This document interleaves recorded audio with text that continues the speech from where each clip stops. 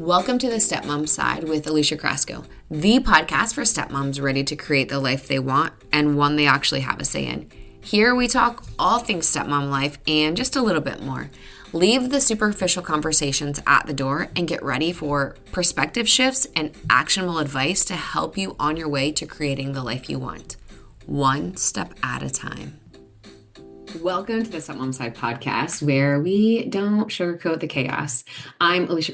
I'm your coach, confidant, and fellow stepmom who's very familiar with Googling how to get divorced during week one. So let's talk about the real stuff, the hard stuff, and how to get through it without losing your mind or your identity. So, okay, let's do a little bit of real talk.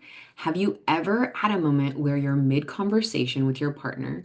Maybe you're expressing how disrespected you feel, how exhausted you are, how the actual rules of your house are being treated more like mere suggestions, and your partner suddenly flips and goes, well, they're just kids. Okay, cool. Thanks. I'll just bottle up my feelings, slap on a cool stepmom badge, and continue living in this emotional Hunger Games. Today, we're diving deep into what the hell is going on when your partner sides with the kids, and more importantly, what to do about it without flipping a table. So, let me set the scene. Your stepkid disrespects you. Let's say that because this one is so common, let's say they walk past you like you're a ghost. Maybe they ignore a basic request or maybe throw some sass your way. You bring it up later, hoping for a little bit of backup, and your partner says, well, you do come off kind of harsh sometimes. Wait, so I'm the problem now? Cue the emotional whiplash. This is where a lot of stepmoms start to think, maybe I should just stop saying anything. Been there, lived there, and I rented a damn emotional Airbnb there. It was really expensive. But when I first moved into this house, my husband used to share with his ex, I already felt like the outsider. So when my stepkids would roll their eyes at me and my husband would defend it by saying, well, they're just adjusting or they're just kids or they'll grow out of it, I felt like I had to adjust to being disrespected. Just a spoiler alert for you, that built resentment pretty damn fast. But let's talk about why. Like, why does this happen? Because understanding the dynamic helps us respond better than screaming into our steering wheel or crying in our car, because I've been there too. But here's the truth. Many parents, especially dads, operate under a thick fog of guilt. The guilt from the divorce, guilt from not being with their kids 24/7, guilt for remarrying. Even if he's absolutely crazy about you, there's still guilt for remarrying, guilt for the breakup, you name it. So when the kids show resistance or discomfort, their instinct is to protect the kids, even if that means throwing you under the bus. Doesn't mean it's okay, doesn't mean it's less hurtful, but it does make it make sense for them. They're not necessarily trying to invalidate you, they're trying to avoid more damage. The problem is they're doing it at your expense.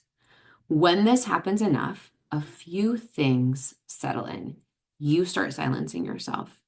You know, that whole thing, like how I said, like maybe I'll just stop saying something. So you start silencing yourself. You start disengaging, and typically the wrong way, like you do it out of spite. Well, if they're going to be jerks to me, like I'm just not going to do anything for them. Not a good sitch. You start questioning your worth and your role. And worst of all, you start resenting everyone, the stepkids, your partner, yourself. No one is safe.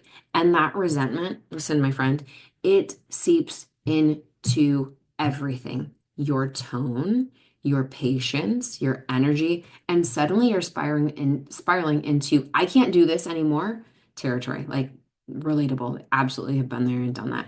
Have you ever had a maybe I should just leave moment? It probably didn't start with the kids. It started with feeling not supported.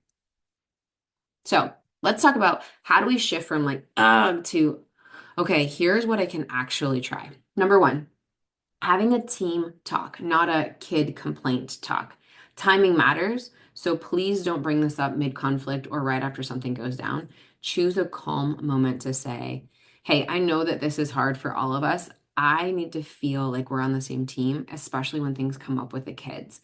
Can we talk about a better or how to support each other better when that happens? And here's why this works. You're not accusing, you're inviting a conversation. Can we talk about this? I need to feel like we're on the same team. Can we talk about this? But you're acknowledging, first off, like, I know that this is hard for all of us. Number two, ask, what do you see that I don't? And this one's sneaky good. When your partner defends the kids, flip the script and say, can you help me understand what you're seeing? Because from where I'm standing, it felt dismissive or disrespectful. Now it's a dialogue instead of a blaming match. And I know that this question is going to help you so much because I hear so often from stepmoms like, oh, my partner immediately defends the kids. Like, this one is going to help you so much. So what do you see that I don't? Number three, set boundaries within your role. You don't have to be the enforcer if you're not being backed, period. So if you're trying to enforce things and your partner's like, whatever, girlfriend, take a step back. So let your partner take the lead when necessary. You can say, until we're aligned, I'm going to take a step back from insert responsibilities because it's creating too much tension. This isn't quitting. This is a strategic delegation with a side of self-preservation. This is so important for you.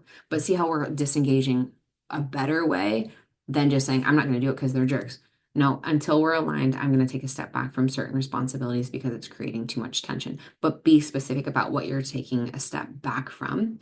Number four, use we language when talking about the kids. This sounds small, but it's actually huge. Instead of saying, your son did this, your daughter did that, say, when we asked him to. It shifts the narrative to team parenting, even if you're not always in the driver's seat. So a few things about what you can do about it. I'm going to recap this really quick. Number one, have that team talk, not a kid complaint talk. Number two, ask your partner, what do you see that I don't? Number three, set boundaries within your role. Number four, use we language when talking about the kids. So years ago, I finally said to my husband, I feel like a guest in this house, an outsider in this house, when it becomes me versus you guys, it absolutely confirms it. So when you defend them over me, it confirms it. And I'm not asking you to choose sides. It just makes me feel like an outsider. It wasn't said in anger. This was said in sadness because I was just like, I feel defeated. I don't know what to do. Like, I'm trying to do everything that I can do, but everything that I do is met with like, well, insert whatever excuse, right? So, like I said, it wasn't said in anger, it was said in sadness, but this hit him. That was kind of our turning point. He didn't magically become super step parent supporter overnight, but it got us talking. We made a plan. He started to back me up more, even when it was uncomfortable.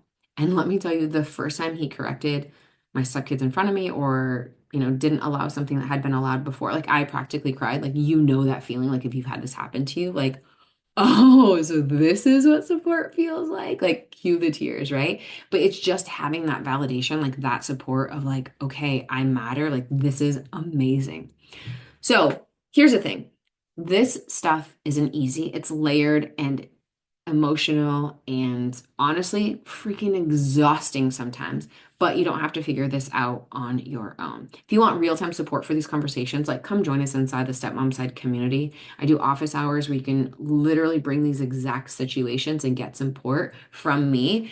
If you want support from the other women, like you can put it in the forum and like you'll get support from the other women who get it. Or if you're like, you know what, I'm ready to go deeper on this and really change how this dynamic is impacting me, come coach with me. Like, come sign up for some coaching. Like, that is where the magic happens. And if you're really enjoying this episode or like this kind of content, this kind of podcast episode, share it with another stepmom who needs to hear that she's not crazy, she's not alone, and she's definitely not overreacting. But until next time, you're not alone in this. You're just in a wild, underpaid, emotionally complex role that society forgot to write a handbook for. But luckily for you, I'm here. But I will talk to you next week.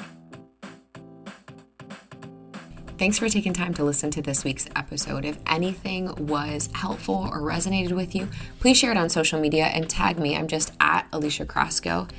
And if you could leave a 5-star rating and a review while you're at it, that would also be really helpful.